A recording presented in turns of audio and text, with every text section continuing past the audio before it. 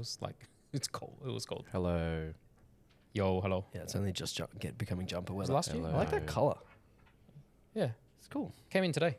Oh, they knew. Yeah, it is new. Because I knew there was a bunch of World's Strongest Man that you like couldn't sell, like those yellow ones and shit. I thought it was just one of those old ones. Absolutely not a fan of those. This one. Yeah, no, that one's gross. There's we a on? reverse. Okay. Welcome back, everybody. This is episode 49 of Lift Talk, and I am joined by Kelvin and John, the trans, again. Hello. Hello. Once again, my co-hosts. Now, this is episode 49. The one that we last recorded, we also said was episode 49, but that will be episode 50.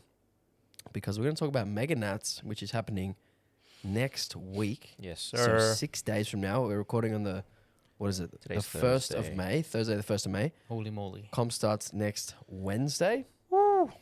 John, you are the meet director. Unfortunately. Kelvin, yes. you are the assistant meet director and the volunteer consigliere. What's your title? That is volunteer coordinator. Nice. Yep. Boys, what are we looking forward to about the Mega Nats?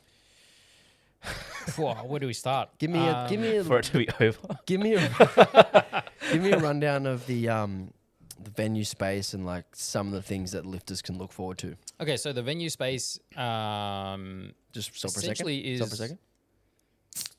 Oh yeah. Oh, yeah. Sorry, you can It's like continue a now. Pepsi ad. The venue space, from a spectator standpoint, is a really large auditorium. So, people go in and have nice seating. There will be a sort of kiosk canteen type situation. Cafe, I think. Cafe. Yeah. Is it like a tiered seating type of like a? It is not tiered seating. But the thing I like about the auditorium is that it's really wide. Like, it's really long. Like, it's wide. And so, even if you're at the very back row, you're not that far away from the stage, and the stage is elevated. So even if you're sitting very far back, you're still going to have a really good view of the lifter. It'll be kind of like the old expo comps where it was up on the stage. Yes, And the crowd it's was an on the elevated ground, stage. yeah. Yep, exactly. So there's an That was elevated always good. stage. Whichever angle you sit at, you're bound to see something. You'll get a good view of it. There's also on the side walls large displays, which will probably display live scoreboard or some information on and stats. So yeah, it's actually for the spectator, it's a really good venue. Yeah, it'll be a great experience for competitors to having that stage sort of format. Like, they'll be walking up onto a stage and sort of like, being elevated from the audience, which will be really cool. The warm-up room is, I'll be very honest, it's a bit smaller than what we'd hoped for, but definitely doable. I think that logistically we've just, we've had to figure out ways to make sure that lifters and coaches still have a really good experience. So things like, making sure that you keep your bags in a separate room, so we're not crowding the warm-up room, things like that, having warm-up room assistants to be there to help the flow of the movement of people and lifters and coaches, having pass checkers to make sure that only accredited people are in the warm-up rooms to make sure that they all have a really good experience. So what are some things that coaches and lifters listening to this podcast can do to make that warm-up area go smoothly and more efficiently, given that it's small? Like, what are some of the things that we can do to make it not seem as small? Don't try to go up there if it's not your session. You'll be told no. For starters, go there when it's your relevant session. You'll be given ample time to access to find your bearings when it's appropriate. Please don't try to crowd it because the corridors are narrow. There is a separate chill out bag room, as Kelvin alluded to earlier, but all that is restricted to when your session is allowed to enter. That also goes for, just keep an eye out for the signage. If you're not meant to go there, please don't try to get in there. It just means that you're just creating more traffic than is necessary. Yeah, ultimately. and we're not trying to cut people off because we don't want people to sort of like have a... The reason why we're doing it is because we want you to have a good experience. And if everyone sort of, follows what we've tried to plan out, it should run well. Well, there's nothing worse than a warm-up room with a whole bunch of people who Standing shouldn't around be there, doing just nothing. standing around. Because when you're standing around, you're in the empty space, Yep. which is corridors for people to walk, which means you're getting in the way of lifters who are walking and need to go to the platform. You're Yeah. getting in the way of coaches trying to get to the 100%. scorers table, all that kind of stuff. The first thing that popped into my mind for that is try to stay on the same warm-up platform the whole meet, or at least for your session. Don't jump between racks because there's obviously less space for racks. So there's only 3 racks in there. There'll be 3 racks and 3 deadlift platforms. Yep. Which means, you should probably stay on one rack, get acquainted with the people lifting and the coaches lifting around you so that you can sort of plan your warm-ups and know who's next. Yeah, and try to ask around and ask like, what's your lifter opening with, and try warm up with someone who's opening with a similar opener, because most likely than not, your warm-ups will be pretty similar as well. And help the other coaches with their loading their warm-ups and changing rack heights and stuff, because they will help you and that will make everything That's go right. go Communication faster. is key, right? Just verbalize like, what do you got next, and help each other out. Yeah, don't try to jump in on someone else's rack. Don't start your warm-ups really late and try and jump in on someone else's rack when there's already 5 people on there. Yep. You'll just slow everyone Yeah, down. someone has to unload, 180 or 200, so you can do the bar. Yeah, like, yeah. And just to give lifters and coaches and spectators too, if you're listening to this, a general like layout of the venue. You'd walk in, general entry through the right door. There'll be a check-in desk. You'll check in, so that's when you get your passes and stuff like that. And then if you keep walking forward, there'll be the auditorium, so spectators can go in there. Otherwise, if you want to weigh in, weigh-in's on the bottom floor. So you go to the left, and then you do all your weigh-in stuff and gear check stuff there. And then only when you want to like bring your bags up and stuff, you'll bring your bags up to the shout room. And only when you have to start warming up, will you have to go to the warm-up room. So there are going to be very specific and designated areas for each part of like the weigh-in, warm-up, things like that before you compete. And then obviously in the warm-up rooms, want to have a live feed of what's actually happening on the platform at that moment in time to make sure that you can get your timings right. There won't be a time delay. So you'll be very well informed on what's actually happening downstairs. And then I would probably just say to coaches, accommodate just for that time, the extra time to go downstairs. The talc area is downstairs as well, so just be mindful of that. And other than that, I think, it should be a great event. Going to be a big event, 3 sessions per day besides Saturday. How many lifters do we have? About 200? Just Close. over 200, I think. Yeah. Yeah, okay. Yeah, just over 200 Awesome. over 4 days. It's gonna be busy and fun at the same time. And I really wanted to do a Mega Nats preview where we went through every weight class, but given that there are sub-juniors, juniors, and 4 masters categories, I didn't want to have to do research on And you wouldn't want to listen to a 6-hour podcast. 100 weight classes or whatever it is. So maybe we can go over some lifters that we're excited to see or some battles that we're excited to see. What about everyone here? Everyone who's lifting here? Yeah. Okay, See, so we have Jane Yep. lifting in the M369s. She has been training really, really well. It's training the house down now. Squat PR yesterday, equal bench PR yesterday. Already started tapering off her deadlifts. Definitely will hit a total PR and hopefully can break the bench and the deadlift records. Might be a tough ask for her to win because there's another woman in her class who is a really, really strong squatter and will probably squat maybe too much for Jane to be able to catch up on the other two, but we will see how that plays out. Who else? Claudia, competing in the 52 kilo juniors. She's competing against one other girl who is quite a bit far away from her.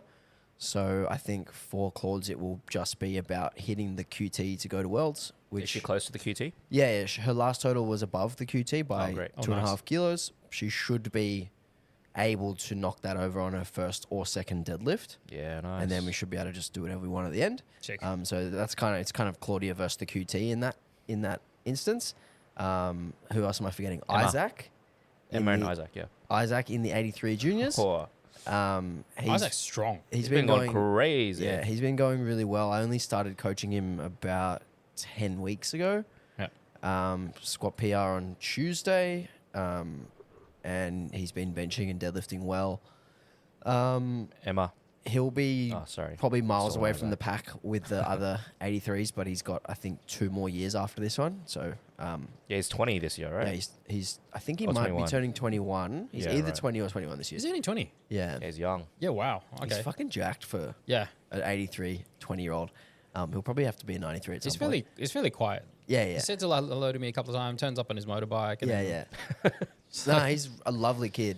He's kind of starting to get out of his shell now, which is cool. Yeah. Emma in the sub-junior 84s. Again, a battle versus her in the QT. She obviously went to Worlds last year. We'll be looking to go back to Worlds this year. Have I missed anyone? I think that's it. I think a really cool thing is all the females are competing the same session. I think for Yes. Thursday morning, Yes, they are. and I am spotlighting that session as well. Nice. So that'd be cool. Nice. That'd be fun. Very good. Who else are we excited to see?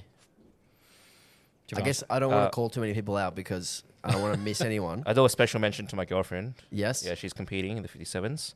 Yep. She's been prepping and she's putting a lot of energy and effort into her training. How's her prep been? It's been okay. It's been all right. It's going to be her last year in the juniors. This will probably be her last powerlifting comp in a while. She is looking to go into. She's starting like uni placements with physio and stuff like that after this. So it's going to be Busy. Yeah, a busy time after this. But yeah, looking forward to seeing her compete again.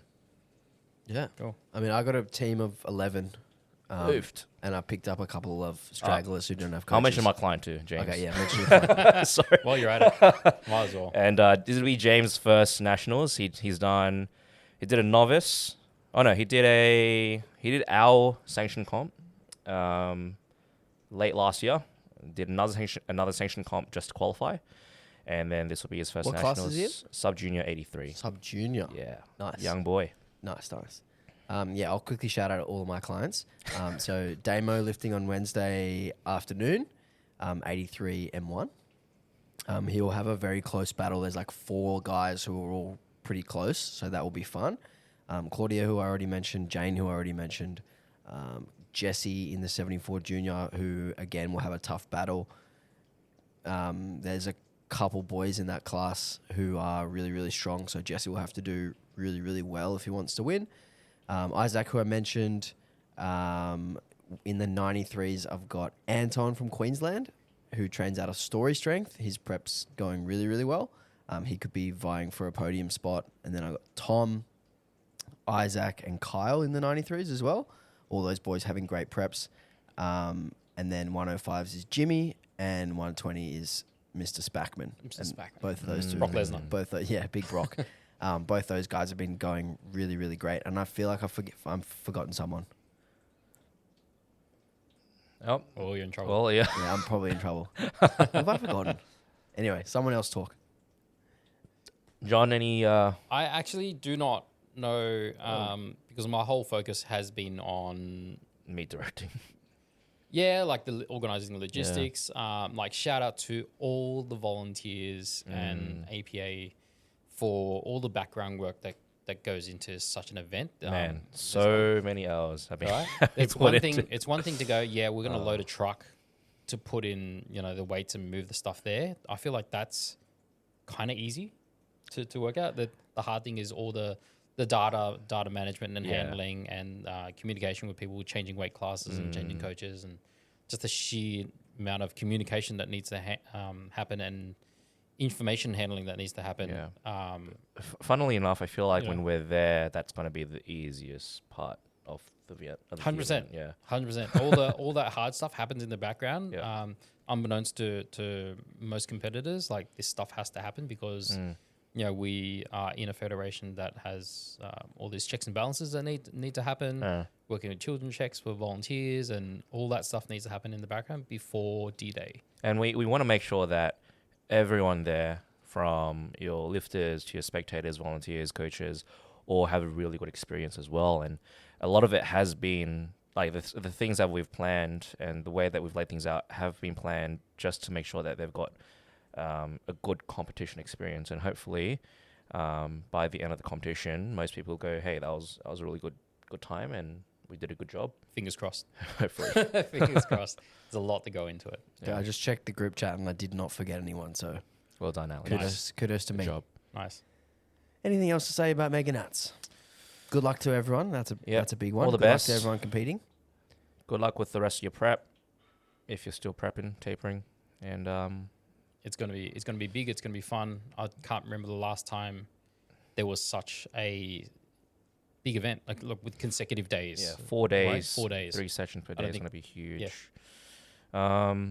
Yeah, it's been a while since I've been to a comp as big, outside of international comps. It's been a while since I've been to a regional comp that's 4 days, Back in the days where we used to have combined juniors and masters with PA back in the day at Melbourne, and that would be 2 days. it would be Thursday, Friday, Saturday, Sunday.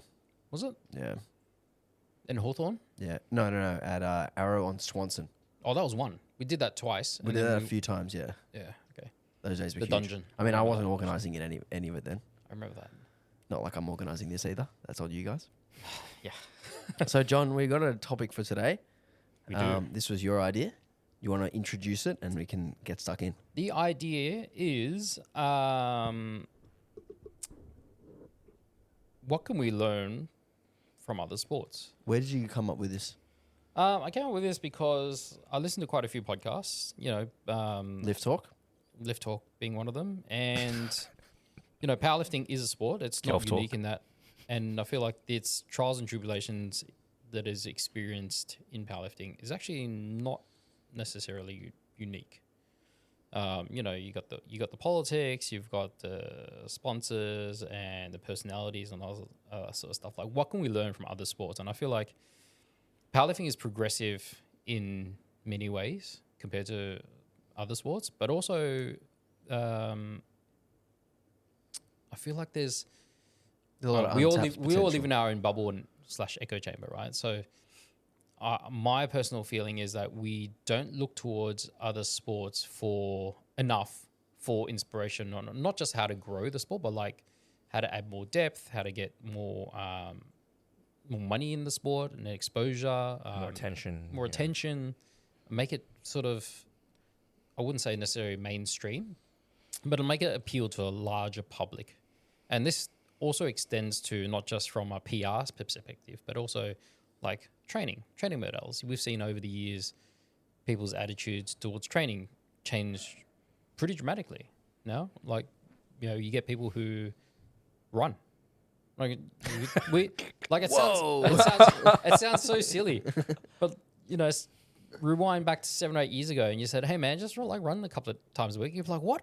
Why I'm are you outta killing here." your gains? Yeah, like the modalities of training. Sorry, how am I going to phrase this?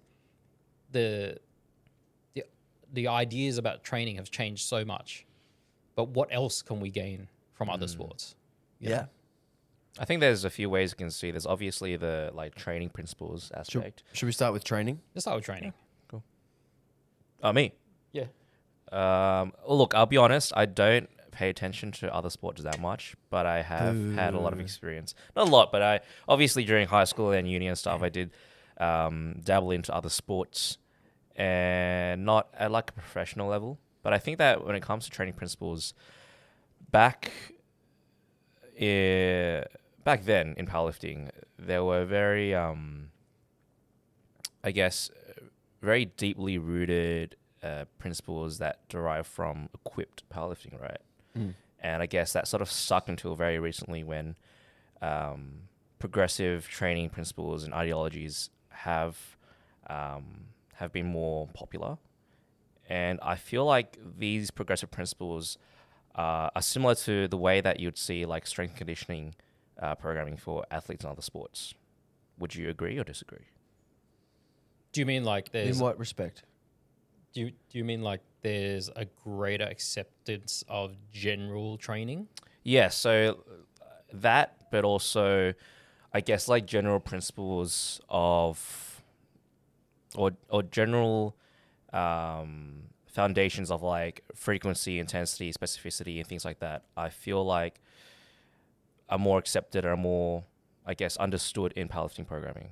I feel like we had kind of the era where powerlifting was big before raw lifting was dominated by Westside, right? And it was, dynamic days and max effort days, right? And you do like an upper body dynamic day where you do light weights, probably with bands or chains, and you're moving it quickly, and a whole bunch of accessories. And then you do your max out day where you're literally doing a max out single or double or triple on some variation, and you're just repeating through that.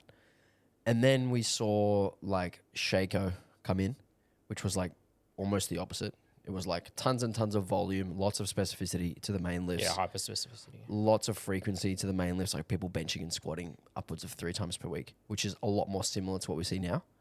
And then we kind of went back, and powerlifting kind of had this renaissance where we stole like Russian periodization, and it was very like linear. It'd be like With increase in intensity is a decrease in volume. So you start your Kelvin's block table. with 3x10 and you finish your block with 3x3 and the weight goes up every week.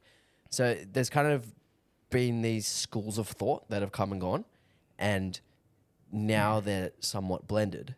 And I think what we've gone to recently with powerlifting programming is like this broader idea that anything can work as long as it's logical, and you can kind of pick stuff from different components of history. You can take stuff from other sports, take some stuff from strongman. You can take some stuff from bodybuilding. You can take some stuff from weightlifting. That's a huge influence on powerlifting. You know, some of the Bulgarian method and some of the Russian methods. And now we've kind of got these like coaches who have different systems, and they're taking stuff from everywhere and kind of developing their own system in that respect. Yeah. I still feel like there is a reluctance to program more generalized training overall, like more GPP stuff. Like that includes... Yeah, I'm talking specifically the power lifts and how the different ways you can program a squat. apply that. Yeah. I think you're right in that the progression of that mentality or the training style has moved towards that direction. Yeah, I think to summarize that point is like we're seeing less of people staying in one camp. Yes. And we're seeing more of people accepting that lots of things can work, and maybe you can use elements of one thing here, elements of another thing here, and kind of blend them together. Anyway, sorry, you go, John. What was I on about? GPP.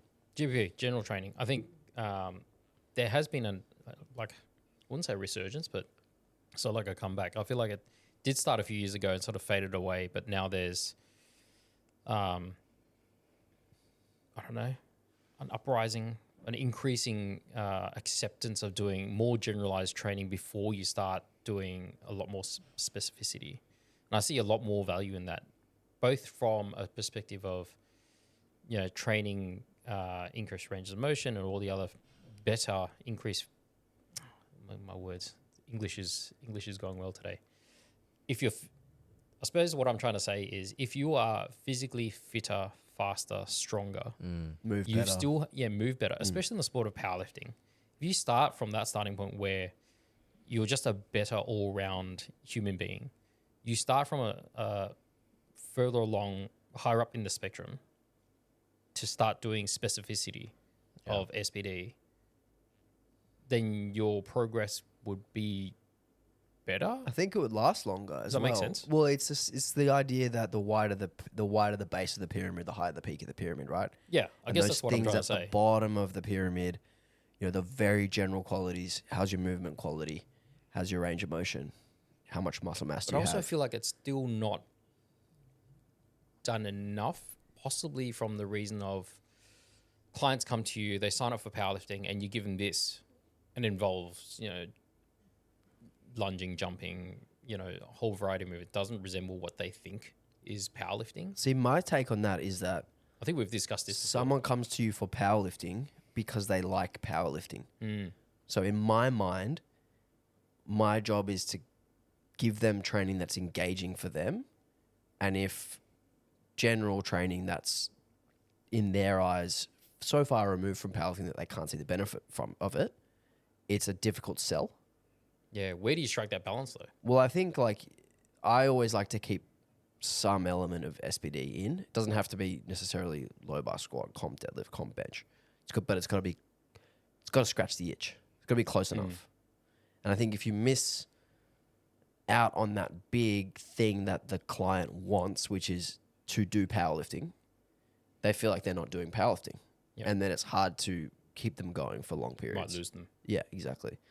So I think it's totally a balance. But I also agree with you that we've got this sort of acceptance of a broader idea of what can work, which means that developing general skills, well, we understand that developing those general skills does have carryover. Yep. Cool. And I think to talk on some of the more general stuff and, what can we learn from other sports, I alluded to it just before with bodybuilding. People who are more jacked are better at powerlifting. That's very simple. who's the best at getting jacked? It's bodybuilders. What do they do in their training to get their muscles bigger? What can we learn from that stuff? Like, what are some of the elements, Kelvin, that you might see bodybuilders do in their programming or in their training that powerlifters can do better to improve that part of I've mentioned this in a previous episode, but I don't know if I mentioned an episode. I'm sure I said it to you or someone where I still don't understand if you're a certain accessory, the goal behind that is to build muscle. I don't understand why you would program that at RP 7 or 8. And I feel like if we look at how bodybuilders train, and coming from a bodybuilding background myself, like having done a bodybuilding show and stuff like that, the way that bodybuilders train is pretty much like with your accessories, you're going full range of motion and you're doing things like lengthen partials and drop sets to really fatigue and maximize how much stimulus you're providing the muscle in order to like stimulate growth. And I feel like with powerlifting coaches, historically, or some powerlifting coaches may be so concerned about fatigue management that they're always capping accessories at RP 7 and 8. I think that could be one of the justifications for capping accessories at that point. But honestly, like if you're doing bicep curls at RP 8 and always leaving 2 or 3, 4, 5 reps left in the tank, you're not really providing the muscle with sufficient stimulus to stimulate growth. And I think that's definitely something that could be. Not enough proximity to failure. Exactly. It's not close enough to failure. I would argue that like a true RPE 8 is close enough. And the research shows that about 3 reps in reserve is where you get the same amount of growth as you do failure. And the trade-off that you get from going to 0 IRR or 1 IRR is often not worth it not because of the inherent fatigue, but because of how much it takes out of your next set. My perspective on that, though, is that for accessories, specifically like bicep curls, whatever. Like isolated movements, what people think is an RP 8 is usually RP 5 or 6. That's what I'm talking about, though, is like a true, legitimate RP 8 is a very stimulative set. Yes. But yeah, I completely agree. Most people do not push accessories as hard as they should. That's why I'm more inclined to program like a 9 or a 10, because that is when they actually get it's more like the communication behind that is I want you to push is very close to failure, aka a true RP 8 or RP 9. I think there's a lot of merit as well in going all the way to failure, because it's essentially what do you know the guys from Data Driven Strength? Zach and Josh. They developed this term called an RPE audit, which is essentially like once a block, you do an AMRAP on a particular exercise and you do a re-audit in your head of what it feels like to actually do a 10. Oh, right. So that you then know what a 9 feels like, you then know what an 8 feels like, you then know what a 7 feels like, and you can see that speed drop off each rep, and you can see that, whatever it looks like. It's an objective sort of it's a more objective way to sort of retest that every now and again, which I think is a really, really useful tool. I think another thing we can learn from bodybuilders is managing body composition, which again is something that powerlifters have done a lot better in the last 5 years than they did the 5 years previous. Obviously we've seen the best Sheffield athletes, they come in maximizing the amount of weight in their weight class. They come in shredded. We touched on this in previous episode. Yeah, and I think that's something that, powerlifters can obviously continue to improve on. I think, this is a more broad point, is that powerlifters now have a team around them, which is what sports teams do. A sports team has a head coach who deals with tactics and deals with, they're the voice of the team and they're the kind of leader. Then they have assistant coaches who do more specific things, like maybe one person takes care of offense, one person takes care of defense. Then they have a strength coach. Then they have a physio. Then they have a nutritionist. Then they have a sports doctor, whatever. And these teams have teams essentially who, provide different jobs for the team. And we're now seeing powerlifters with the same thing. They've got one coach for training, one coach for diet. They've got a physio. They've got an osteo. They've got a fucking massage therapist, whatever, a psychologist. And that's something that we can learn from other sports too, is that, maybe be referring out to someone who has a specific skill can help you a lot better than someone like a coach who's more of a generalist and kind of does things. I think from a little bit of everything. Yeah, from a coaching perspective as well, collaborating and working with other health professionals is something we can learn from other sports, where you want to work in a team to provide the best possible outcome for your client. And I've worked with some physios which have done really, really well in communicating to me and asking me, what are you doing with your programming? Or what do you think is causing this? This was my assessment. How do you think we can integrate this kind of rehab to their program? And I think that collaboration is definitely something that we can learn from other coaching teams in other sports. Yeah. And yeah, I think just more broadly, the idea that you need help outside of one person. Yeah, one person doesn't have all the answers all the time. Yeah, if you want to truly be elite, look at everyone. Like, I keep mentioning Sheffield, but if you looked at any of these Sheffield athletes on their own, they've all got probably a team of 4 or 5 people around them who do different jobs at a really, really high level to ensure that they are at a high level. Experts in their field. What are some other training stuff that we can learn from other sports? I don't know. What about away from the gym type sports like bodybuilding or barbell sports? What about basketball? That's your thing. I think the biggest thing that we can learn from a sport like basketball is psychological stuff, and I think the main one I can think of is routine. If you look at like free throw shooting in basketball, each player will have a set routine. They'll do 2 breaths and a dribble, they'll spin the ball, they'll take another breath and they'll shoot it. And they'll do the exact same thing every single time. And I think we can use this idea or extrapolate this idea out into powerlifting, into the way we set up for a lift. If we do the same thing every single time, it becomes autonomous. And then when it's time to do the max, we don't think about those steps. It just becomes part of our flow state. We just fall into that pattern. And we don't have to think about each of those things. We can just apply the effort. And if you look at, a basketball context, go back to that, their pressure-filled environment is they're shooting a free throw, they're down by 1 point, they need to make it to take the game to overtime. They're still going through the exact same routine. Yep. Their heart rate's probably higher, the crowd's definitely fucking louder, but all they see is them in the hoop because they practiced it a million fucking times. They're not seeing all the other people waving the pool noodles in the background. And you're pulling, the same, to put it back to the powerlifting example, you're pulling for the win. The weight's heavier. The crowd's probably louder. The pressure's there, but your routine stays the same. And I think that's like really, really important. I think something that ties into this, and I listened to a podcast this morning about this, by the way, is... Lift talk? Hey? Not lift talk.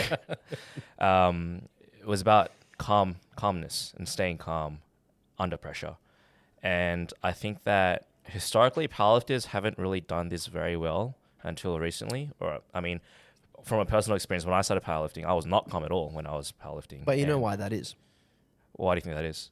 Because you're A, you're not in control. B, you're not confident. Yep.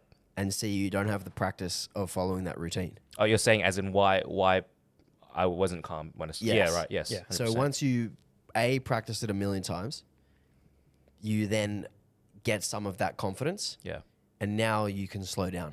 Yep. And you can just allow yourself to be comfortable and be confident and just kind of let it happen, as opposed to trying to like force Third attempt deadlifts where you see people just hype to Yeah. the absolute max. And I think also powerlifters in training sometimes are just like so overhyped that they forget their routine completely, and they don't have the opportunity to practice that routine at that high level. So that when they get to comp, like they just shit the bed because they aren't practicing that in training.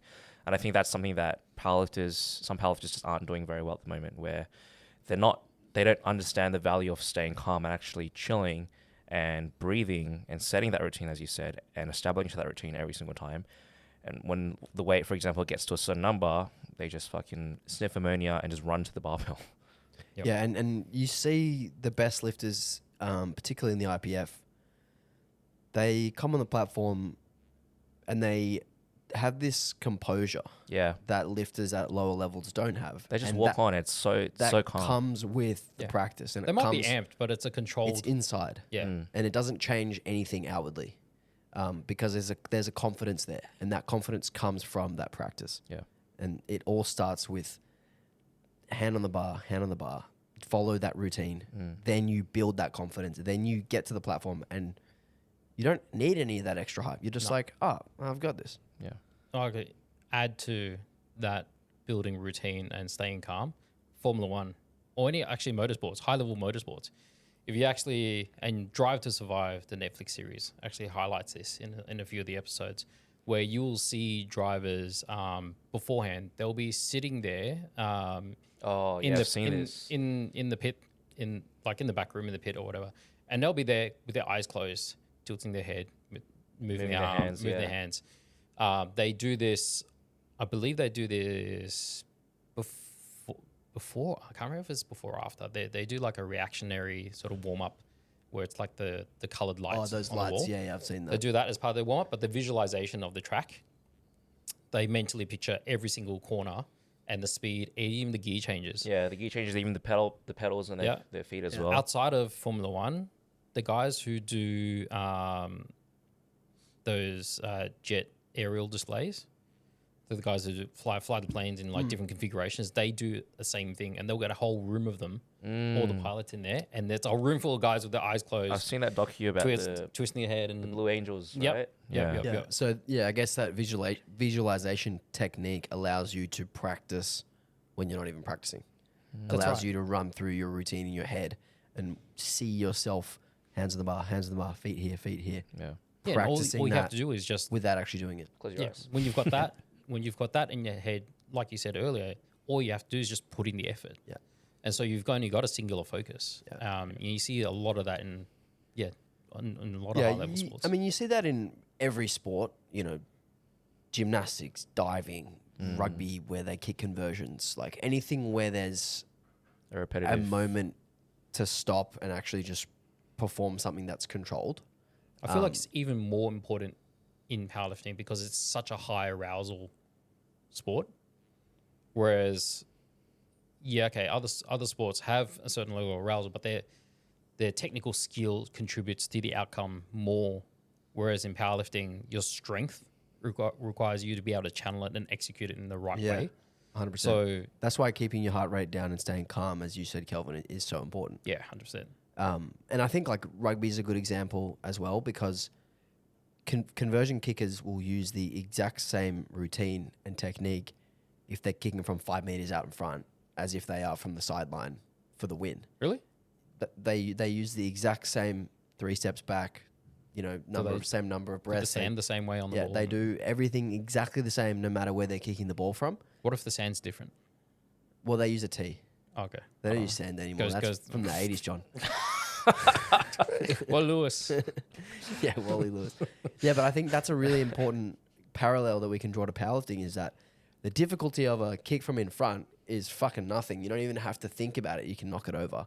But they still practice it the same way that they would the hardest kick they could do, which we can take into powerlifting. Like when you're doing 70 kilos, when you're doing your second warm-up, third warm-up, fourth warm-up, these are ways to build that confidence and build that practice in the routine and the autonomy in the routine. As your top treating set. it exactly the same way. Yeah, super important. Nice. That's training. The next thing that we could learn, or what one thing I think also for training, sorry, No, John. training is a big one in my mind. There's a lot of stuff we can take from weightlifting and the way that they program in weightlifting, which I think has been successful for a lot of coaches in powerlifting. Something that they do in weightlifting is a lot of like pretty much only do singles on the main lifts, right? Oh, yeah. On snatch and clean and jerk. Pretty much only do singles because that's what they do in competition. Matt Gary has done preps and preps and preps and preps with his athletes where all they do for deadlifts is singles. That is the only number what do you of mean by reps. Like singles? cluster Like sets and One stuff. rep. 1 rep, step away, come One back. rep, rest a minute. 1 rep. Oh, rest a minute. Like cluster. Not clusters, Oh, actual just singles. single. So single, you might single, do single. like one day of the week you might do 10 singles, the other day of the week you might do, I don't know, 7 singles, whatever. Yeah. And it, obviously the number of singles will go down as you get close to the comp because the load will come up. But that's a method that he's used in powerlifting for deadlifts only, not for squats and bench. Just because the setup time for the deadlift is nothing because you don't have to like unrack and re-rack. And then, like, the full bench setup takes a while. If you were doing like 30 bench singles, it would take you fucking forever. But yeah, that's a sort of programming discussion that has come from weightlifting, which I think is super useful. That's interesting. I mean, sorry, just Anything to add? we see that similar in bench as well, especially for lighter weight athletes, where they're capable of handling that load frequently without getting too fatigued. So Very similar to what they do in weightlifting. Yeah. yes, that's Like right. weightlifting, they'll work. Fuck, they work up to max. Like, Yeah, it's almost every pretty day. insane, yeah. Okay, we're done with training. Yes, done. all right, Cut training off. done. Go Sorry. on, going, go on. Okay, what can we learn from other sports in regards to events? Yes. Because this is the fun one. This is the exciting one. This is what This is brings in the, PR one. Yes. the crowd, the money, the excitement. It's what grows the sport. Yeah, what can we see? I mean, we've got Sheffield. We have, every country has some sort of significant competition, whether it be states or provincials or national championships. SPD Cup. Well, we have SBD Cup. It's our mini version of Sheffield, and obviously internationally we have Sheffield and IPF Worlds. But outside of powerlifting and outside of those sort of location-based events, what do other sports do? Start with sponsors, I reckon. Oh, actually, As far as events go, you mean? Yeah, events go. Like, what can we do different with events to actually like get more eyes on the sport, get more interest, and have more fun and different themes and things like that? Because at the moment, most competitions are based on invitation based on ability and or region, right? And then obviously your national championships as progressions to the world stage. But like, what do other sports do? I know, like, for example, like table tennis and pickleball, they have like invitation only. Is it the result of different financial modeling, or is it just a case of there's just enough more eyes on the sport and that there's interest so you can actually draw crowds no matter what? do you think that powerlifting competitions are too long to keep people engaged? Yes. It's a difficult one to... In per person, event. yes, but on a stream, I mean, we can probably save this topic for later, but on a stream, I think there's a million more things we can do to make that I think better. you need to separate them, because the nature of you watching a stream, you can watch it like after the fact, is completely... I wouldn't say completely different, but the variables that you can control there are different compared to like a live event. Like, let's start with live events. Yeah. Like, what can we do differently? Well, I think the Australian Open is a really good example of a event that does an amazing job of building little things to do that aren't just watching tennis. Like, As you in can- at the event itself? yeah, you can go and like There's like little there's, like, playground and little stuff. like there's just little like stuff that you can do Activations. around the Yeah. event. You go there and you have a drink and you go and do this thing. I haven't actually been, but I've heard. JP. I haven't. I've heard from so many people that they go to the Australian Open and like watching the tennis is not necessarily the highlight. Formula One's the same in And Melbourne. Yeah. Yeah. And there's lots of like stuff at basketball stadiums where there's like a halftime show where you go and like they have some fucking, I don't know, some music performance on the court at halftime, or they have some thing off to the side at some lounge where you can go and do a meet and greet and like stuff like that. That's separate to the actual watching of the game. Why I'm do you not think we haven't seen such a thing in powerlifting? I don't know. Maybe the money isn't there, or maybe the attractions aren't there. Like the people aren't famous enough. I think the thing is, someone needs to organize it, and I think someone needs to run The it. closest we've come to it, and I unfortunately didn't get to go, was Breakthrough held such a comp a few years ago. What The were the USAPL things? one? I think it was They USA. ran that big international. Yeah, the they big ran one. that big invitation. Food trucks in the car park. I heard, Yeah, there and were food everything trucks else. in I the was car super park, keen but to they go. weren't like activations and stuff. There was maybe some stores, Yeah. but Yeah, like maybe the fitness expo is a good example of this, where like yeah, there's a powerlifting comp there, and there's all these little fitness challenges around. And maybe that's the answer. Like, you go and do those grip crushes in the corner somewhere, and maybe like go and do something else. Like a festival. Yeah, Expo. like They turn it into a festival essentially. yeah, or like have little cardboard cutouts of Fair. the lifter, and you can put your head through, then get a photo of you as Evie Corrigan or something. I think the issue is like Shit like that. like I mentioned, that we just need the people to run it. And I think at those big events, the people who do end up running those activations are sponsors. Like it's like the Kia Yeah. kiosk or whatever. Yeah. And I think that's missing, because if we didn't have sponsors and we didn't have people to run it, it would be run by essentially.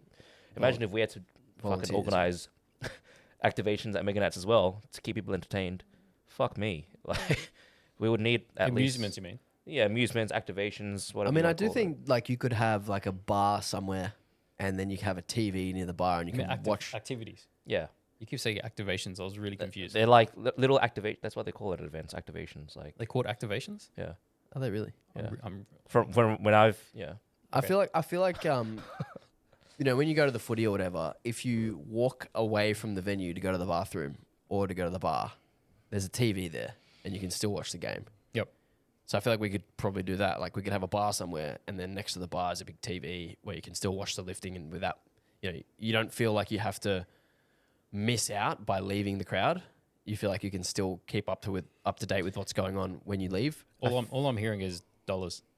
I feel like though Yeah, but for you make most money for selling drinks, John. for most people, because powerlifting is an individual sport, most people come to watch one person, and then they've got to wait another, say, like 15 minutes to watch them again. I think we're talking about more like bigger comps, though, right? But Yeah, Yes. like how come we don't have large events? Like, okay, look at High Rocks. If you want to like something closer to that resembles like a fitness sport as opposed to like basketball or footy or whatever, look at High Rocks and look at like CrossFit. Well, how come they're able to not only run the event the way they do, but like the sheer number of other things that happen in and around the event? Well, I think that's simple. It's just the number of people. We just need more people. Like the number of people who do CrossFit in the world is fucking millions. if you have a higher participation rate, then you've got bigger comps. you Cool. you got more money, I right? just killed that point in you the got, like you got make the you got sport bigger. so much more money to spend on stuff like that. Then Because of you're more probably registrations and stuff. getting bigger sponsors to actually pay for stuff like that because the money's coming in, right? And I think the other Like way, the fact that Reebok sponsors CrossFit, the CrossFit Games, like Reebok, I Do don't they know. still? I don't know if they still do. They did. They did at They one stage. did at one stage. Like that's a fucking big company. Mm. And you know, what do we have here? Like the biggest event is Sheffield, and it's sponsored by a powerlifting brand, SBD. You know, and outside of that, we don't really have that. Yeah, I find it highly unusual where you look at other sports and there's like non sort of sports specific brands. They obviously have the equipment suppliers sponsor, like table tennis and pickleball and like all these racket sports have the suppliers of the equipment sponsor, but they also have like sponsors like Samsung and Red Bull and all these other. Why does not powerlifting not necessarily have sponsors of that caliber? But we could have them, but it's been many years, and I've yet still to see a non sort of equipment supplier sponsor Or supplement in the mix. company, yeah. Yeah, Well, I mean, or is it just too small? No one cares. Is it just? I think that's the answer. I think that there's no return for those companies. You know, like if Samsung goes and sponsors a tennis event, and there's 1 million people watching it on television, there's now 1 million people seeing their ad. Do we just need to go approach Red Bull and say, "Hey, it's extreme enough sport"? Yeah, People snap honestly, tendons. maybe that's the Comes answer. from- It's I mean, Monster Energy. Also, though, do you think that I mean, I don't want to get banned or anything, but do you think that it's a lack of like leadership and sort of like You'll get banned for saying that. like leadership from the IPF? Like at the international level, they are not securing other sort of I don't think so. sponsorships and deals. I don't think so because powerlifting is so insular. Like no one watches powerlifting except for powerlifters or family members of powerlifters. Yeah, but what I'm saying is that like because the IPF isn't really leading the charge to grow that viewership and reach out to other sponsors and do more of that like outreach stuff, as a flow-on effect, like powerlifting in Australia then sort of reflects that. All I'm hearing is that you're going to go and email a bunch of companies for SPD Cup and get us Also, some money. we actually don't know. Yeah. We actually don't know But if they have or haven't.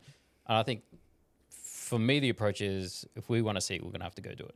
I think also like I would think that's what we should do for SPD Cup. I think Oh, thanks, bro. I agree, and I think for example like what we could do is have Kelvin to do it though. Not like for example, if a company's going to set up a gantry, right? like a light bar, whatever. So like a rig. Is that Yeah, what like you a rig. mean? Yeah. Have them as like sponsored. That's good on like an event level. What I'm talking about like is sustained like multi-year. Fuck man, I think honestly, That sort of thing. powerlifting is just not big enough. Why We do we see not see this it? though. We see this happen all the time. There's like It doesn't have to be companies. there's the Kern US Open, and then now there's no more Kern US Yeah, Open. you see a lot of like event specific. They try to come up with something, then they realize that there's not a lot of return on investment, and then they stop putting money into that investment. Yeah. So like, Or they just overpromised. yeah, they went No, too big in it's the first year or something. I don't know. To me, it's an interesting one. Yeah, but if you think about it, what company would sponsor an event like that, where viewership is not that great and participation is limited, and it's not that exciting to watch most of the time? Yeah, but you need to target it. Physiotherapy clinic. You need to target it at a company that's where that return on investment is worthwhile for them. You wouldn't go to like Samsung where they're I'm gonna email top dog. Samsung. Like they're just way too big to Yeah, I even know. care. But also, like, if we have to pull back and like target more like small to medium businesses, Yeah. would they have the money, or there would be less in a not worse off, but like they wouldn't be as in a great position as a big company to sponsor an event like that, right? So then I think it depends. As like I receive emails from time to time about people reaching out to get sponsored from us, like City Strength, and I think my personal feel is, there is that the proposal is only on an event level. It's like sponsor us for this event and you'll get this. I'm like, okay, cool. But like a lot of companies actually look for and strive for like a longer term relationship. So how could we But in order to do that, you have to propose, okay, what's the plan? Like, what does this go for? Like, is this, for example, like a basic thing? If someone sends me a proposal for sponsorship, I want to know viewership numbers. And if you haven't got that, you just say, we get like 100 people that turn up for the event. Yeah, cool. That's great. That's If- useless. Yeah. So are you saying like a multi-year sponsor for example, for APA, for example, Yeah. like Multi-year Nike? sponsor, what's in it for them? I mean, it's ultimately a sponsorship contract. Imagine if like McDonald's sponsored APA and all APA members got like 10% off McDonald's. That'd be fucking sick. Imagine that. That's the wildest.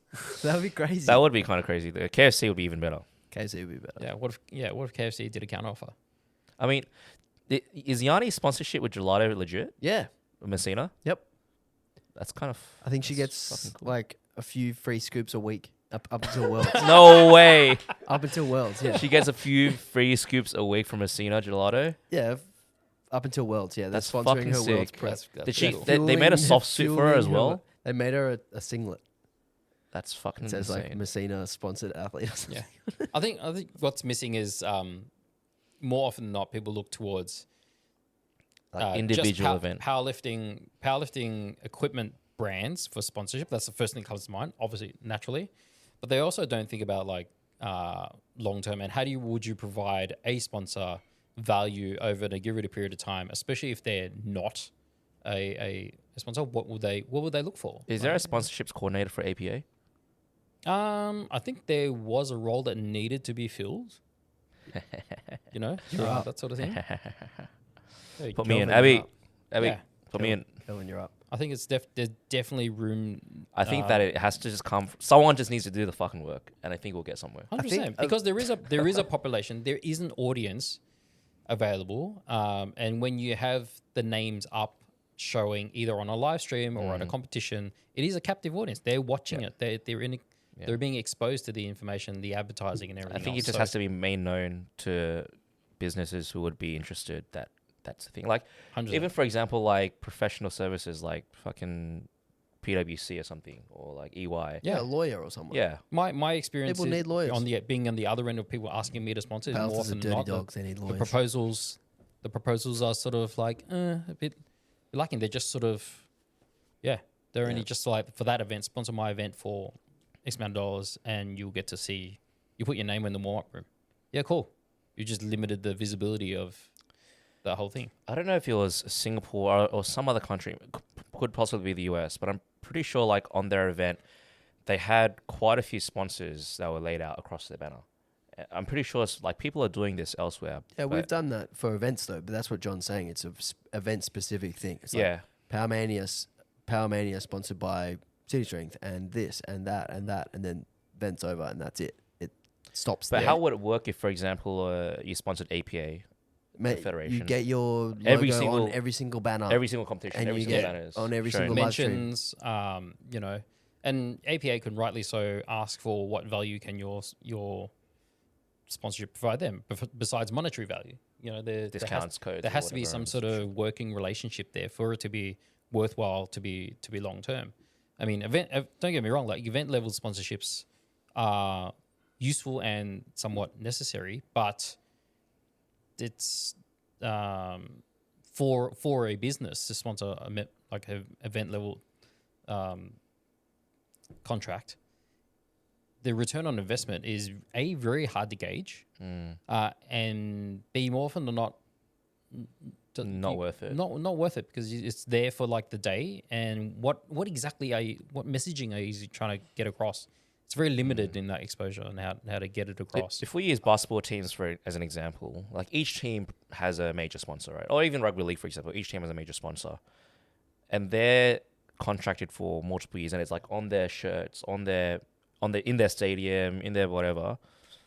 That's basically how it works, right? Totally. In other sports. I think where we have an issue in powerlifting with growing events, and this is what all other sports have, like a season that leads to something, right? So there's like, let's say it's the Australian Open. It's a big tournament. There's the first round, you advance. Problem with powerlifting, NBA, there's the regular season and there's the first round of the playoffs, second round, third round, then the finals.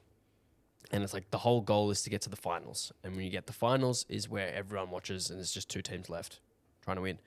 In powerlifting, it's very hard to get the same people to compete all the time because it's taxing to compete so often. And, you can't go like one weekend you're competing against one person in a quarterfinal and then the next or 2 weeks later you're competing in the semifinal. It doesn't work like that in powerlifting, and I think that's kind of where we end up at a bit of a loss, is that we can't get these repeatable. same characters in our faces all the time. And Like the NBA can go, we've got LeBron James, we've got Anthony Edwards, Luka Doncic, Stephen Curry, whatever. We've got these people, and you're going to see them play twice a week. And people want every to single week, and tune then in they're just going to to watch be in them. the finals, and Yeah. it's this guy versus this guy in the finals. Oh, and then they're playing it in 2 nights, and then they're playing it in 2 This nights, is literally the next topic. and it's like Personalities in sport. like the league itself can market these things because it's so frequent. Whereas in powerlifting, it's like, cool, what happened last year at Sheffield? 365 days later, oh, we got Sheffield again. And it's like we're trying to drum up interest and intrigue, from training videos when a lot of people don't post. shit quality. Sometimes the quality's no good. There's no production. It's not on television. It's Yeah. just whenever you come iPhone across it camera. against social media. Maybe you don't follow that person. Maybe you're completely unaware of half the people who are competing at Sheffield. Like, there's these things that we don't have in powerlifting that other sports do. What a perfect segue into my next thing, which is a powerlifting wish list. What do you want to see in powerlifting? Well, I don't know, because like all of these things that other sports do well, we are limited. Like it's literally not achievable. Untapped, unleashed. If you had write a wish list of what you want to see in powerlifting, like what you want to see happen in powerlifting, Records what every would it be? week. Yeah, some sort of like a showdown.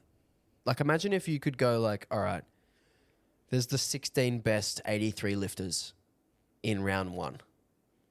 And in it the cuts world. down smaller and smaller. And then round 2 is 4 weeks away, and half of them are going to be gone.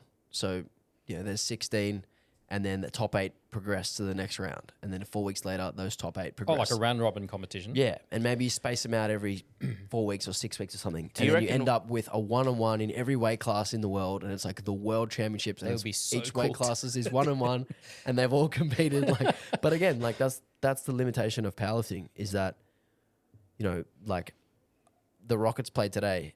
We literally played on Tuesday. They flew across the country and played in a new stadium 2 days later. Did they win? They did win. We're still alive. Could you do that in powerlifting? No.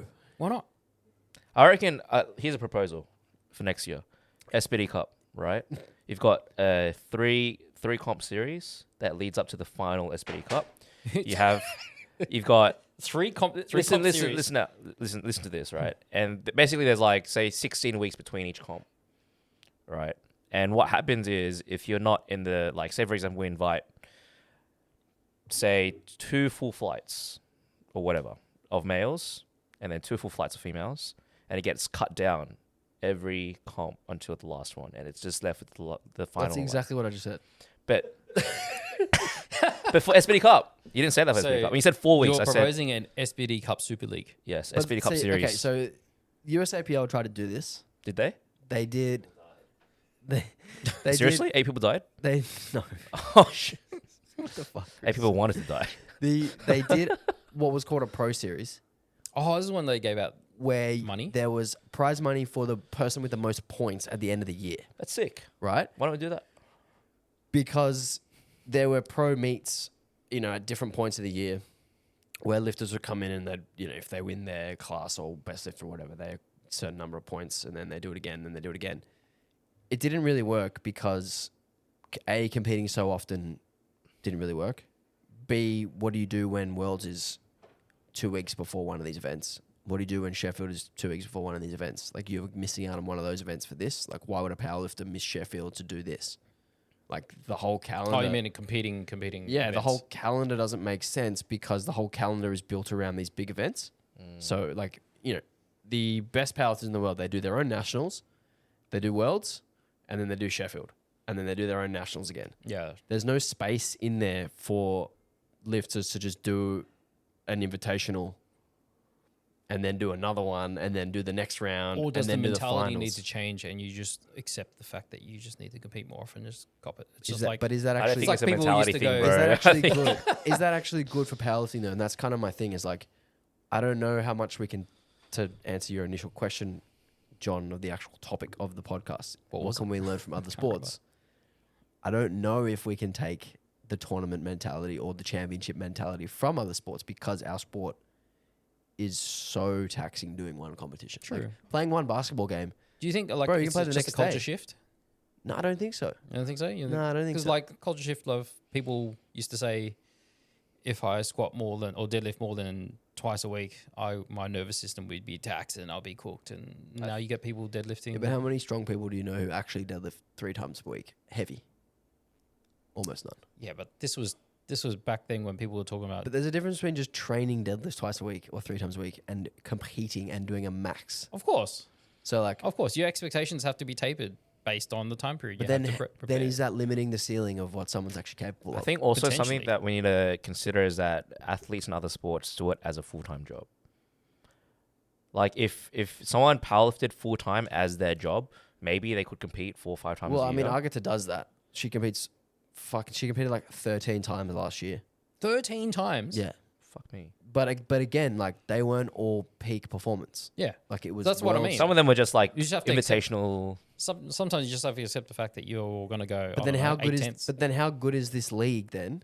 If people are mailing it in. I think there's always going to be competitions that are deemed sort of more high caliber than others, but that's But what- should be. I mean, I guess okay. Not every comp you needs can to say be that top with tier. you can say that with other sports, like the Penrith Panthers when they were winning all their games, they suck now, sucked in.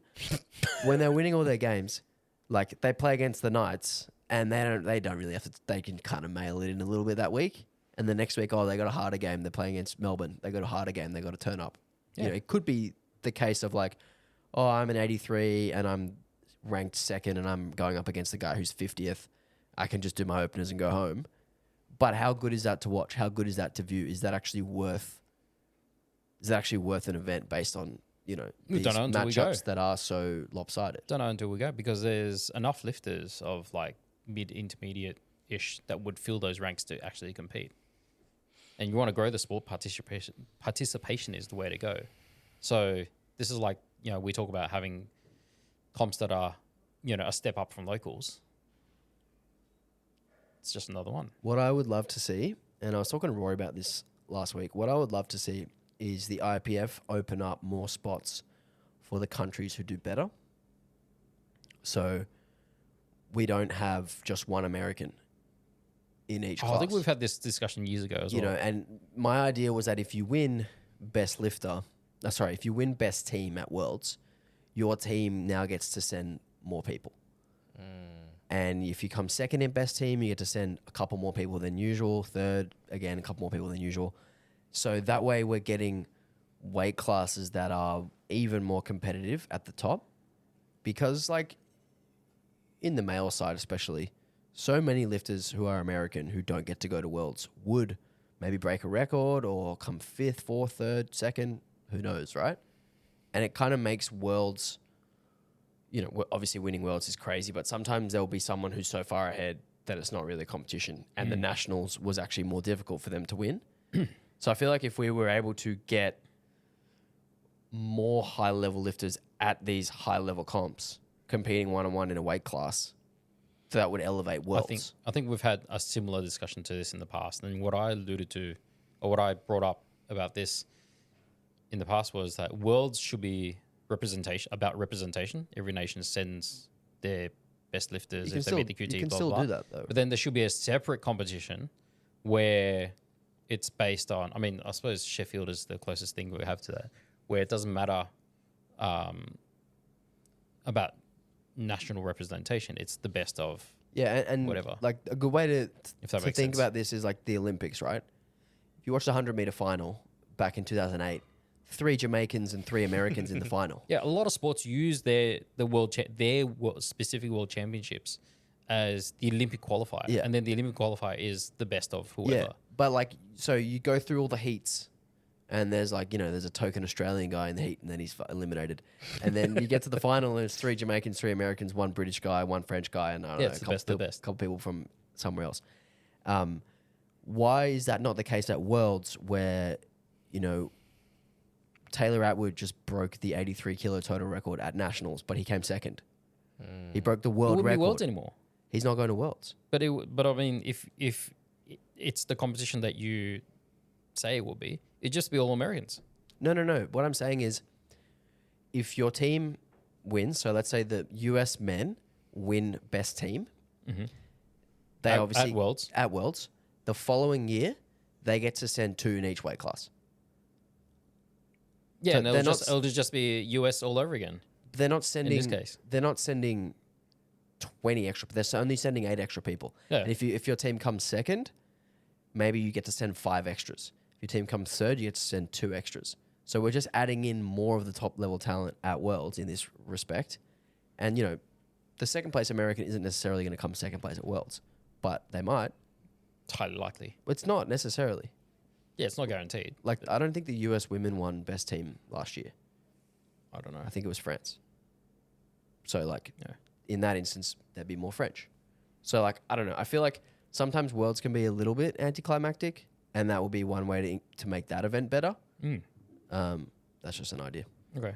My powerlifting wish list will be a Drive to Survive-esque, similar type TV show A Netflix show. on Netflix or streaming or something. A lot of people have done their own versions of their personal journeys or personal treks through powerlifting, but like an actual production where it goes through not just the trials and tribulations of one particular individual, but like a group of people from different walks of life, from different countries, because not one powerlifting journey is the same. Someone who's doing powerlifting, say, in Pacific Islands, where they have to do 3 stops to get somewhere to go to Worlds, is going to be markedly different to someone who trains in Europe, where Worlds is the next country 2-hour flight away. Yeah, they did something similar to this in basketball last year. It was called Starters, and it had 5 guys, and it was like cameras follow them around, and it's like day in their life type of stuff. And Yeah, get I to feel like learn it needs to about be their more day in family, life. and like it was pretty cool. The politics, the personalities behind it, the upsets. That's what makes Drive to Survive interesting and got, it's opened up the demographics view of interest. Do you think people powerlifting interested is in that sort of interesting enough for that though? It would be. Yeah, man. Because people love personal stories. because They Formula love One, that kind of stuff. Formula One, I am not a massive Formula One fan. I've dabbled into it since I was a kid, sort of like I'll go through phases. I'll watch it a little bit, go away for a little You bit, really come like back a cars, little bit. though. I like cars in general. but it was never super appealing to me because you stay up at 11 p.m. sorry, and go and watch a race and watch cars go around. Like that's very limited appeal. The demographic is middle-aged men. Up until Drive to Survive came out, Kelvin's got to go. I'll see you later. I'm boring. Oh my Don't die. God, he almost died. Up until Drive to Survive comes out, and then automatically, because of the viewership of the drama, all the action, the personalities, I mean, some of it's framed a bit like a reality TV show, it increased the viewership so much more because it's more than just cars going around. Yeah, I don't think I had ever heard any of my friends ever mention anything about the Formula One before that series. Yeah. And now I get a whole bunch of them like in group chats, in our sports group Yeah, it chats, needs to being be a like, show oh, about- who saw this race or whatever, or this guy's leading. I'm not interested in it personally, but like I think if Formula One can get that big of a boost in viewership from drumming up interest and like excitement and narrative and all that stuff from essentially what it is like it's character development. 100%. You're putting a character, it's like a TV show. You're putting a character in front of you, and it doesn't matter really what they do in that TV show. If the character is compelling, people watch it. And the same thing could be true for powerlifting. Mate, So- if people watch maths, we can get people interested in powerlifting. that's fucking crazy. Cool. But imagine like a whole bunch of powerlifters behind the scenes, and they're like scrolling through Instagram, and they see the guy who they're competing against, and they're like, "Oh, this guy did fucking 715 for 2 reps. Now I got to do this." Imagine like seeing that behind the scenes. That could be fun. That would be actually cool. Yeah, 100%. And like, I don't know, all the little idiosyncrasies that people do, it will probably demystify a lot of the stuff around powerlifting, what we do, we don't do. You know, there's still a lot of people that think powerlifters are just overweight, unfit people who just move up and down, which is largely true for myself. But, you know, not necessarily representative of the general powerlifting population. Especially the elite ones, yeah. 100%. Yeah, I think that would actually go really well. But again, like, who's going to produce this? It would cost a shitload. It would cost a shitload, but, you know, just got to convince the right people. I mean, SPD did a really good job doing those like 10, 12-minute clips of each person in the lead up to Sheffield. Yeah. I think more of that style. Those are really, really cool. But it shouldn't be up to an equipment supplier to do that. Like you Yeah, they're in pulling other their sports, weight. NBA, like it's not Nike that does that production, right? They're really pulling their weight in terms of like all of this stuff, sponsorship, videos, all of it, media. Yeah, I mean, it's just a case if you want to see it, you gotta go do it. So Yeah. I think that's the mentality that they're leading with. Cool. What else we got? What else we got? Are powerlifters precious? Yes. Do you want to jump in, Chris? Come on. Come on, Chris, jump on the mic. Are powerlifters precious? And we talk about all this like wish list type stuff, but like at the end of the day, are we just all a little bit too finicky and precious about certain things that makes us resistant to change and therefore inhibits potentially our growth, our own personal growth, but also the growth of the sport? I think there is a lot of preciousness in Preciousness. the powerlifting world. Like, you know, certain people have a favorite rack that they have to squat on this favorite rack, and Certain people. they have to get a particular. I mean, I'm not talking about anyone here. I'm talking about people at previous gyms I've trained at. Will Bergman. No, not really. He was the opposite of this, but you know, people having a particular rack or a particular bar that they have to use, or you know, I can't train because I didn't bring knee sleeves. can't train because someone walked in front of my video or like shit like that. I think that is always going to happen. I think powerlifters are neurotic, and I think that kind of, you know, routines. Is it a culture thing though? Like, because everyone does it. It's known that people do this, and therefore it's sort of accepted to say. I don't know, because like I used to see stuff like this with basketball.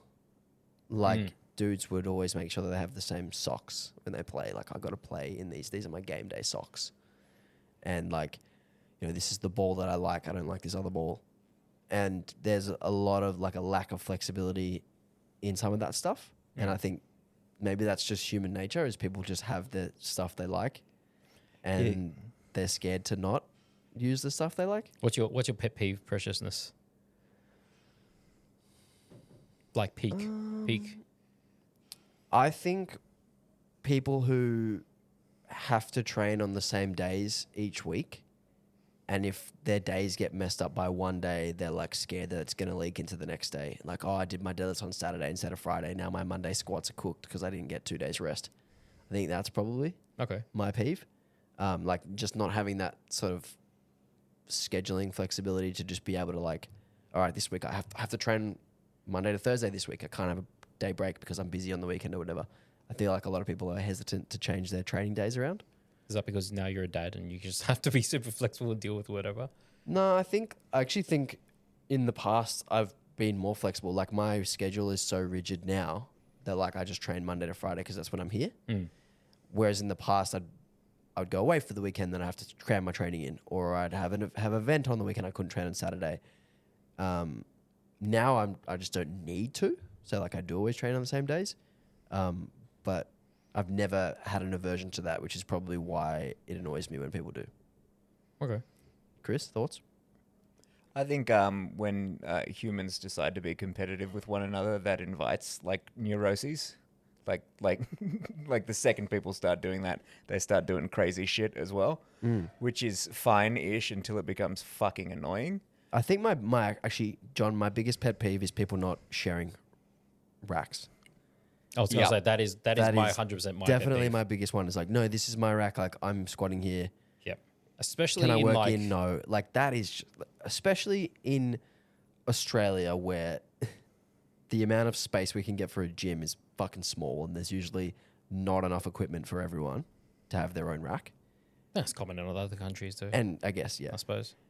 not sharing is the most selfish shit ever. And honestly, you should be ashamed of yourself if you aren't willing to let people work in. 100%. 100%. Chris? Sorry, I interrupted you, Chris. Yeah, it is very strange. I've got a mate who's just started powerlift, like doing his first amateur comp down in Melbourne, Awesome. and is just shocked with the state of people filming their sets in just full commercial gyms and just being cunts about it. Oh, like members not wanting him to film? No. Other members? No. People filming themselves, but like fucking far away and taking up so much space Oh, yeah. that it's just fucking insane to navigate the gym and be respectful of that. Just getting in the way. Yeah. It's tricky. yeah. It's definitely We've got tricky. plenty of space here, but like in a fucking anytime. That's what I like Get about over it. That's one of the great things about having so much space here is like you set your camera up so far away, like no one can. Also, like I think the environment here is such that so many people have. It's quite the norm here to film your sets, and so everyone just accepts. There's also like an awareness of when you're walking around the gym and someone's doing a set to like see if you can see a camera so that you don't walk in front of it. Like I'm always like, is there a camera? Can I walk past there? Or is there a camera? I think in a commercial gym, it's much harder to A, get the right setup, but B, also be mindful of other people. But what I don't get is when people go, I'm just see this on my Instagram feed. People absolutely go bonkers and start abusing people because they got filmed walking in the background of someone's video. Yeah, like they were in the video, and they just go off and like verbally abuse that there was person. a Like whole that's a bit bunch unnecessary. of gyms in America that banned people from filming because members complained that they were in the background of gyms and videos. Sorry, and I don't understand that either. But my more of a pet peeve with regards to filming is people doing a set and then getting annoyed if someone walks in front of their camera. Yep. That's like, bro, You're in a space with other you people. don't own the fucking gym. Like, Yeah, it's gonna happen. this walkway is not your space. Yeah, 100%. Hate that. I'm sorry. I don't think it was vital.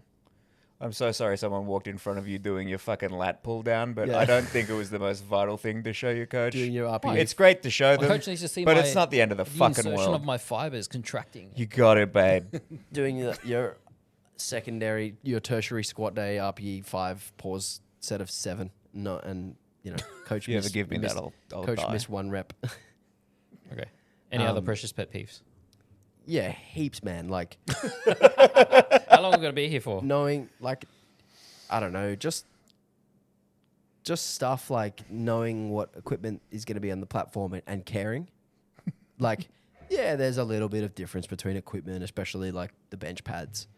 But like having a tantrum over it being a bench pad that you don't like or that you don't have access to, it's like it's just a bench at the end of the day.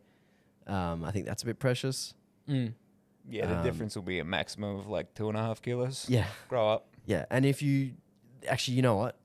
If there's a change in a bench pad and you're unhappy about it, but you don't adjust your plan, that's on you. Yeah, okay, that's setting yourself up. Because, like, I see that as well. It's like, oh, I went into, had to bench on the V2 rack, upset about having to bench on the V2 rack, and I only got 1 out of my 3 benches. It's like, well, you knew it was a V2 rack beforehand.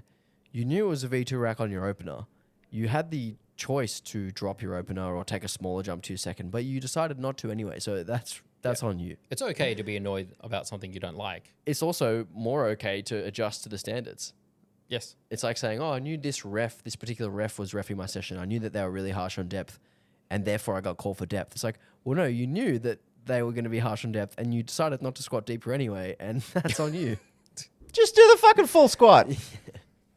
Yeah, I think there's heaps of that stuff in powerlifting. Like, I don't know, there's heaps of it. I think it's the same in most other sports, right? Yeah. Depends on... So are powerlifters too precious? It's a very open Globally, yes, but I think like a lot of it is stuff that doesn't really matter so much. And I think if it makes you feel better individually, and it's stuff that like helps you with your training process, then I think it's harmless. Like as long as it's not stuff like not sharing and making people wait for equipment too long because you're being selfish and not sharing. Like I must wear these knee sleeves, even if they take me 25 minutes to put on. Yeah, like that. I hate Well, that even that's harmless to the people outside, right? That's just a very insular individual thing. But I think like where it gets annoying, like where it becomes too precious, quote unquote, too precious, is where your preciousness affects others. Imposing on other people. Yeah, like not sharing racks or whatever, or hogging a bar and not letting anyone else use it, or some example like that. Whereas having the same socks or fucking wearing your soft suit every training session, like that stuff doesn't affect anyone else. True.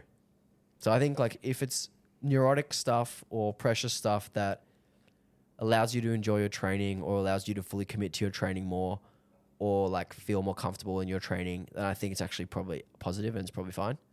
As long as you're not harming or imposing on others. Cool. All right. So in summary, as long as you're not being a pain in the ass to other people, you're not being too precious. Yeah, do what you like as long as it doesn't affect anyone else. And then in summary to our what can we learn from other sports is powerlifting needs more money. Honestly, that is honestly the biggest thing. We need more people, we need more money, and then therefore the sponsorships will come in, and then we'll have all the membership dollars come in, and then we'll be able to do way more TV cool show stuff. and everything else. Yeah, we'll be able to do way more cool stuff with more money. Cool. Chris, what do you reckon we can learn from other sports? Nah, you guys have covered it.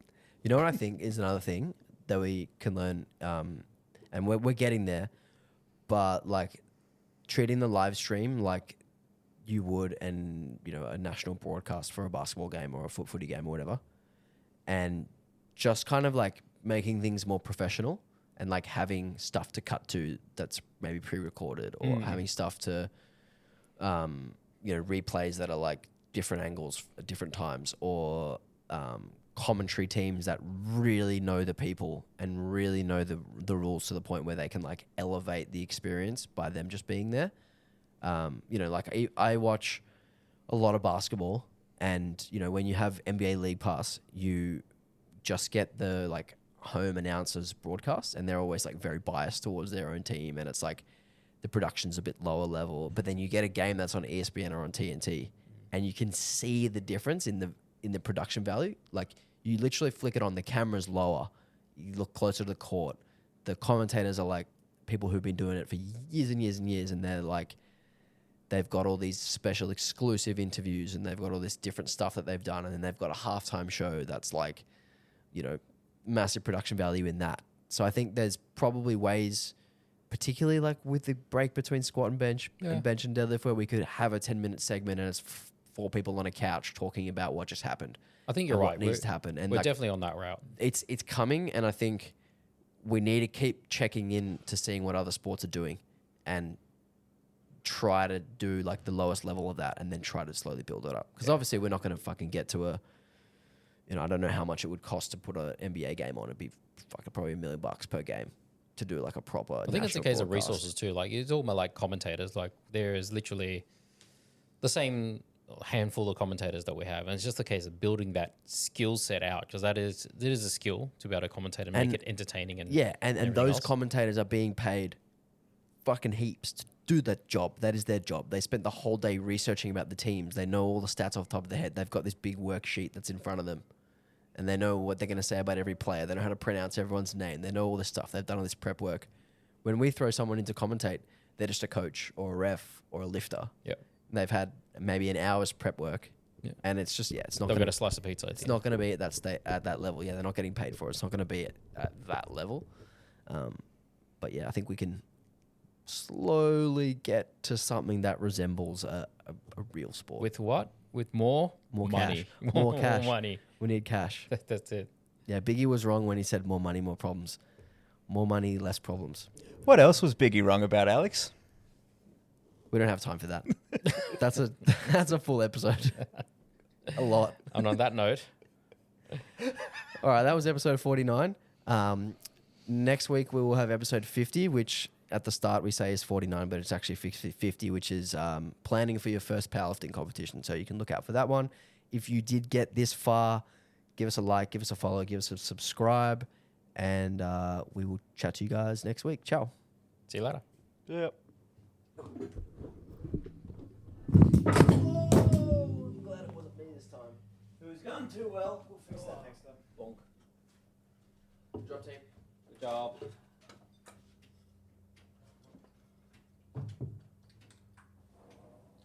hate that door.